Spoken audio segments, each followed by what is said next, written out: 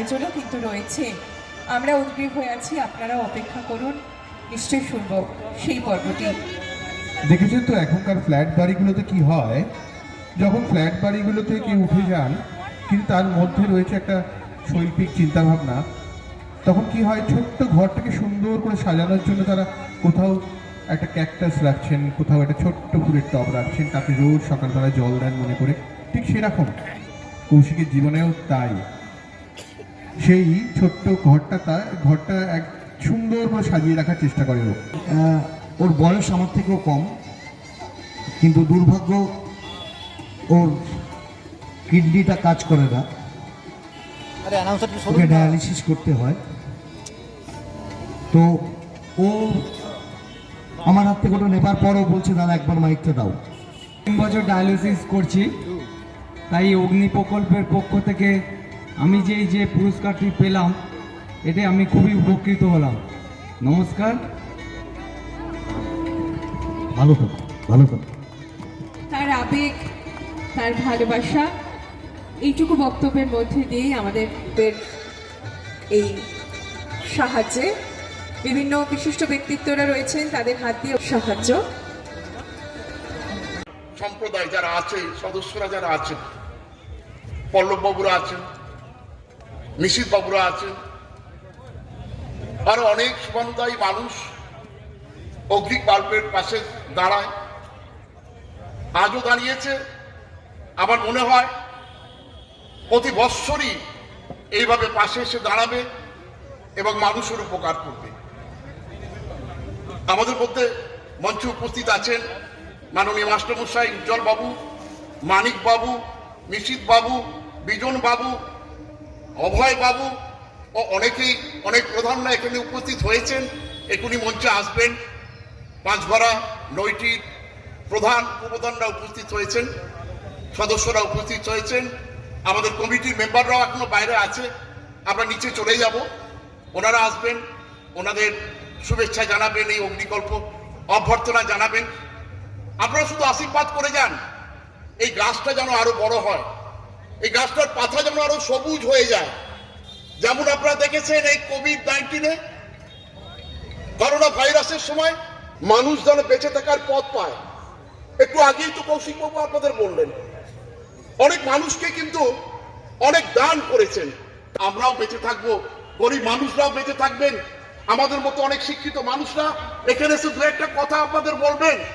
এটাই তো থাকবে, এটাই তো পৃথিবী খুব খারাপ অবস্থার মধ্যে পড়েছে। বিশ্বের যা অবস্থা, বিশ্বের এই অবস্থার জন্য প্রতিটা মানুষের চোখে জল। এগুলো আমাদের প্রত্যেকটা মানুষকে জানতে হবে, মনে করতে হবে, আমাদের বেঁচে থাকতে হবে, আমাদের মানুষের পাশে দাঁড়াতে হবে, যেমন অগ্নিকল্প দাঁড়িয়ে আছে। এই কথা বলে আজকে যারা মায়েরা এসেছেন হয়তো ক্ষুদ্র উপহার দিতে চাইছে। আমরা চিন্তা করুন, আরো মানুষ পাবে যদি আশীর্বাদের ঢেউ আপনারা যদি অগ্নিকল্পকে দেন, কৌশিক বাবুকে দেন, কৌশিক বাবু পরিচালক দলকে দেন, তাহলে কিন্তু অনেক উপকার আপনারা পাবেন। এই কথা বলে প্রত্যেকে আমি আমার নমস্কার, ভালোবাসা ও শুভেচ্ছা জানিয়ে আমি আমার বক্তব্য শেষ করছি। নমস্কার। অনেক ধন্যবাদ। শিক্ষক মাননীয় শ্রী মানিকলাল আশ মহাশয় মঞ্চে আছেন, 2-4টি কথা শুনবো তার কাছ থেকে।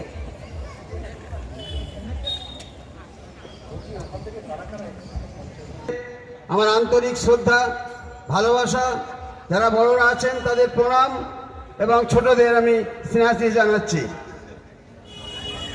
আজকে অগ্নিকল্পের ডিসেম্বরের মধ্যে করতে পারিনি, যাই হোক দেরিতে হলেও আজকে অনুষ্ঠান হচ্ছে। এই অনুষ্ঠানের উদ্দেশ্য হচ্ছে যে সমাজের যে সমস্ত পিছিয়ে পড়া মানুষ, তাদেরকে সমাজের মূল স্রোতে যাতে ফিরিয়ে আনা যায় তার একটা প্রচেষ্টা। যে সমস্ত দরিদ্র ছেলেমেয়েরা অর্থের অভাবে পড়াশোনা করতে পারছে না, তাদের হাতে, যেমন আমি জানি আজকে 40 জন ছাত্রকে 2,500 টাকা করে তুলে দেওয়া হবে। হয়তো টাকাটা কিছুই নয়, তিনিও আপনারা আপনাদের সাহায্যের হাত বাড়িয়ে দেবেন, যাতে অগ্নিকল্প তার যে মূল কাজ, সেই কাজ অর্থাৎ সমাজের পিছিয়ে পড়া মানুষকে একটু এগিয়ে দেওয়া, সেই কাজটা যাতে করতে পারে, তার জন্য আপনাদের কাছে আমি করজোড়ে অনুরোধ করছি। আশা করব আগামী দিনে অগ্নিকল্প তার এই কাজকে আরো অনেক অনেক দূর এগিয়ে নিয়ে যাবে এই আশা রেখে এবং আপনাদের প্রত্যেককে আমার আন্তরিক শুভেচ্ছা, ভালোবাসা এবং প্রণাম জানিয়ে আমি আমার বক্তব্য শেষ করছি। নমস্কার। অনেক শ্রদ্ধা, প্রণাম মাননীয় শিক্ষক শ্রী মানিকলাল আশ মহাশয়কে। এবার জন্য আমি অফিসকে বলবো স্যারেদের বরণ করে নেবার জন্য প্রয়োজনীয় সামগ্রী পাঠাতে। এর সঙ্গে আমি ডেকে নেবো একই সঙ্গে আমাদের নৈটিকাম পঞ্চায়েতের প্রধান মাননীয় মানা কর্মকার, নৈটি পঞ্চায়েতের সদস্য কার্তিক পাত্র, সূর্যকান্তি দাস, পাঁচঘরা গ্রাম পঞ্চায়েতের মাননীয় উপপ্রধান ডক্টর অলি কাদো, ডেকে নেবো পাঁচঘরা। আমি পীযুষদা এসেছে আমাদের পঞ্চায়েত সমিতির, আমি পীযুষদাকেও মঞ্চে আসতে অনুরোধ করব।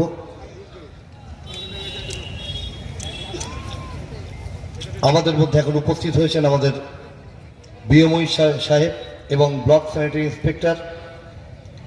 আমি অফিসকে বলবো স্যারদের বরণ করে নেবার জন্য এবং পার্থকে বলবো প্রয়োজনীয়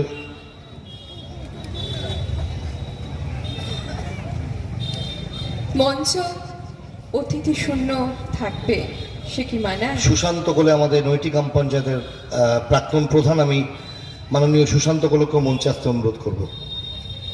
তাই একে একে আবার অতিথি সমাগমে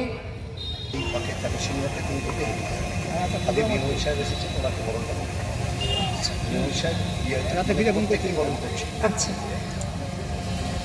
আমি বলবো তাদের নাম, তবে আগে অতিথি বরণ পালা। অতিথিদের মঞ্চে এনে বরণ না করলে তাদের সত্যি অসম্মান করা হয়। তাদের বরণ করে নেবেও, করে নেবো, স্মারক দিয়ে বরণ করে নেবো তাদের।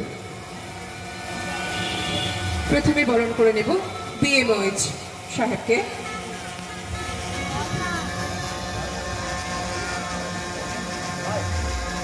আমরা বরণ করে নিচ্ছি বিএমওএইচ সাহেবকে অগ্নিকল্পের পক্ষ থেকে। অগ্নিকল্পের ছোট ছোট সদস্যরা ব্যাচ পরিয়ে উত্তরীয় দিয়ে এনাদের বরণ করে নেওয়া হচ্ছে। কৌশিক চেষ্টা করেছে সব বয়সের সবাইকে তার এই মহতি উদ্যোগে সামিল করতে। ঠিক তাই, তাই আমরা দেখতে পাচ্ছি একদম ছোট থেকে বড়, নবীন থেকে প্রবীণ, প্রত্যেক ফুলের সৌরভে সুরভিত হচ্ছে আমরা। বরণ করে নিচ্ছি বিএমওএইচ সাহেবকে। করতালি, আওয়াজটা ভীষণ কম লাগছে। করতালির থেকে এত সুন্দর যন্ত্রসঙ্গীত আমি এই মানবীয় সঙ্গীত আমি কোনোদিন শুনিনি, তো সেই সঙ্গীত এখানে ভীষণ কম। এখনো তো ঠান্ডা শুরু হয়নি। এবার ফুলের শুভেচ্ছা আমরা বরণ করে নিলাম। বিয়ে স্তরে বিভিন্ন বয়সের মধ্যে এই আদর্শ ছড়িয়ে পড়ুক। বিএসআই সাহেবকে বরণ করছি আমরা, স্মারক তুলে দেওয়া হলো তার হাতে। এবার ফুলের শুভেচ্ছা।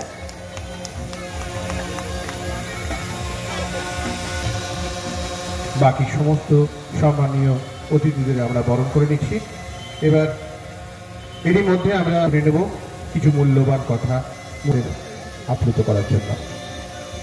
অতিথি বরণ চলছে, আর সেই সঙ্গে আমরা ভীষণভাবে ইচ্ছুক, উদ্গ্রীব হয়ে আছি বিএমওএইচ সাহেবের দু চারটি কথা শুনে। গুণী মানুষজনের গুরুত্বপূর্ণ কিছু কথাবার্তা। আমি চণ্ডীতলা হসপিটালের ব্লক স্বাস্থ্য আধিকারিক হয়েছি রিসেন্টলি 5-6 মাস হলো, কিন্তু আদৌ আমি এখানকার লোকালি একজন, যে সূত্রে আমি এখানকার যে এই প্রোগ্রাম বা এখানকার মানুষের কি পরিষেবা এখান থেকে পাওয়া যায় এই সম্বন্ধে আমার যথেষ্ট নলেজ আছে।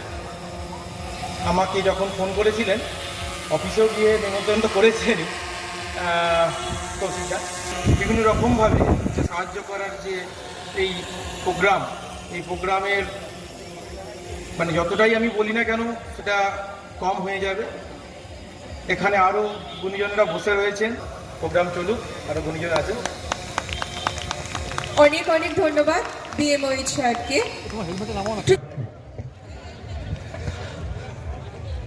আমাদের বিএমওই সাহেব বক্তব্য রাখলেন।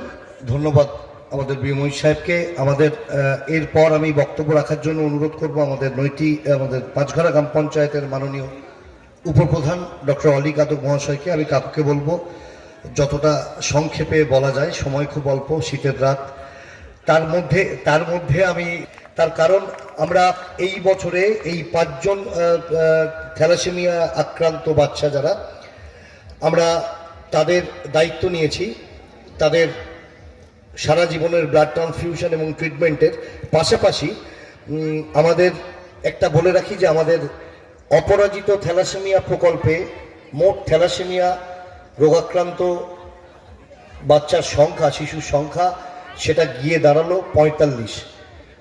গত বছর অব্দি এটা 40 ছিল। এই বছর এই 5 জন ইনক্লুড হলো আমাদের অগ্নিকল্পের সঙ্গে, সেটা হয়ে দাঁড়ালো 45। আমি আর একবার নামটা বলে দিচ্ছি: দেবাঞ্জনা, শুভ, রাহুল, মৌপিয়া, কীর্তা। তোমরা মঞ্চের বাদিকে চলে এসো। আমাদের বিএমওই সাহেব আছেন, বাকি আমাদের গেস্টরা, আজকে অতিথিরা আছেন, তাদের হাত থেকে আমরা তোমাদের জন্য যেটুকু করতে পেরেছি সেটা নাও। আর এর মধ্যে বক্তব্য রাখছেন আমার অত্যন্ত শ্রদ্ধেয় ডক্টর অলি কাদক মহাশয়। অনুষ্ঠানের সভাপতি আমার শ্রদ্ধেয় নিশিদা,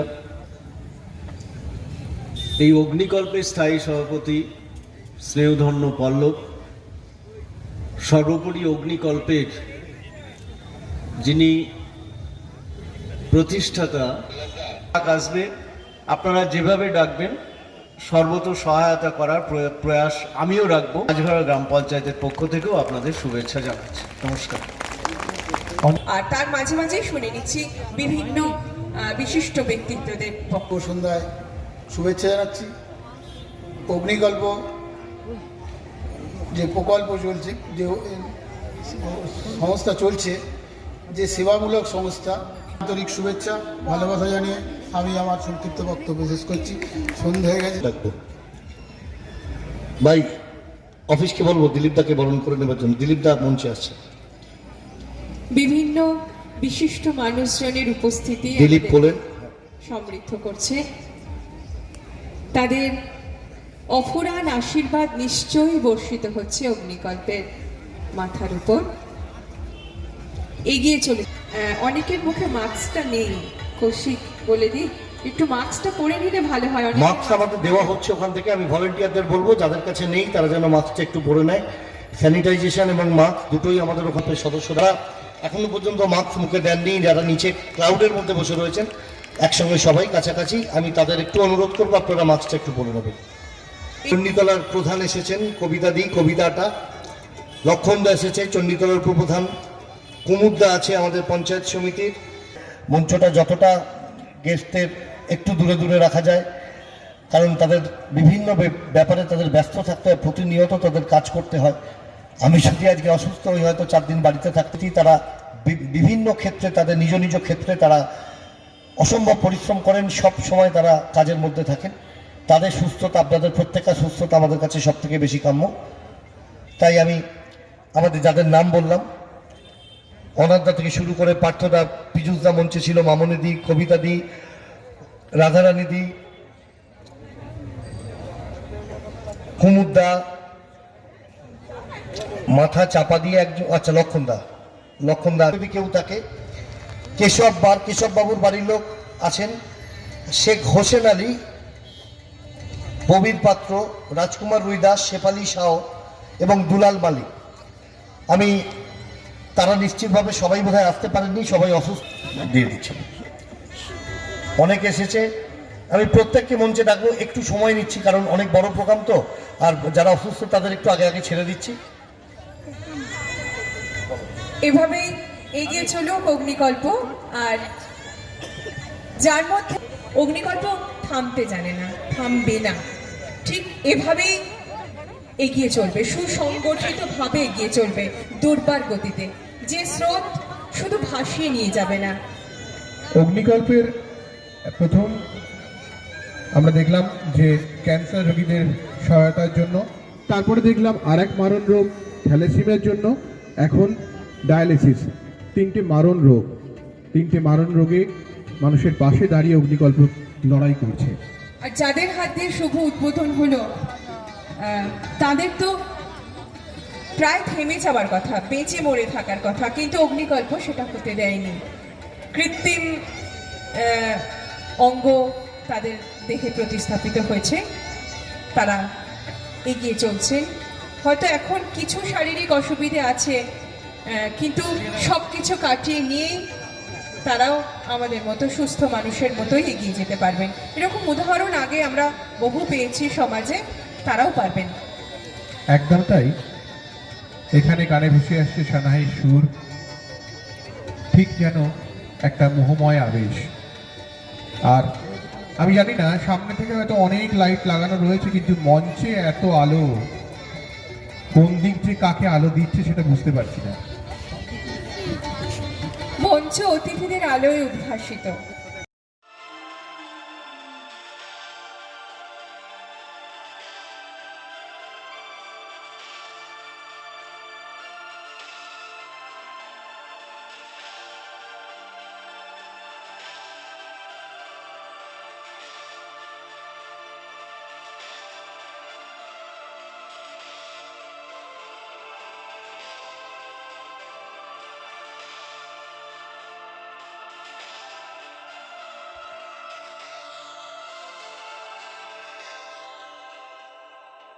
তিন ফুটের স্ট্যাচু, কষ্ট আর বঞ্চনাকে চেপে রেখে অদম্য প্রেরণার দম্ভে দাম্ভিক সেই স্ট্যাচু, তারই রং চটেছে বৃষ্টির জলে।